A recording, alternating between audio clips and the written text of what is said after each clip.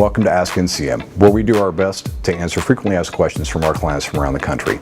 The topic I have to speak about today is usually more of a question that I'll ask a client rather than the client ask me. And it all stemmed from a situation that I experienced in a dealership several years ago when I was doing consulting in the field.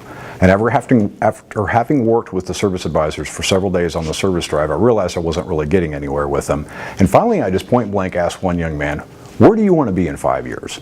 And his reply was, "Not here." And I thought, wow, that really took me aback. It was something that I just couldn't fathom that he just said that. And I didn't know if it was a cry for help or maybe if it was a shot over the bow.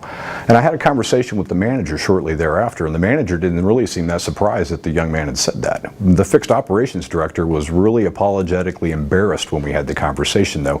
And he says, "How could we not know that?" And I'm like, well, you know what, have you ever asked your people where they want to be in 5 years?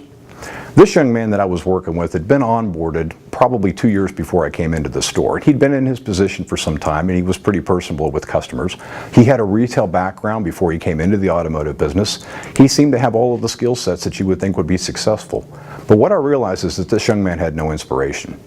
His managers had not really given him a career path in the dealership. They hadn't shown him what his opportunities were. They hadn't taken him by the hand and walked him through all the processes, and actually they didn't have any written processes in place, which was part of the reason I was there working with them. So the question that I have for you today is, if you're looking at your employees and you're wondering why they don't do what you want them to do or why they don't do what you ask them to do, maybe you need to find out what their motivations are. Maybe you learn a little bit more about them as a person, their skills, their hobbies, what their dreams are and passions, and surely don't be afraid to ask them where they want to be in 5 years. Thank you for watching today's edition of Ask NCM. And if you have any questions that may come up that you'd like to have addressed on a future edition of Ask NCM, email your questions to askncm@ncmassociates.com.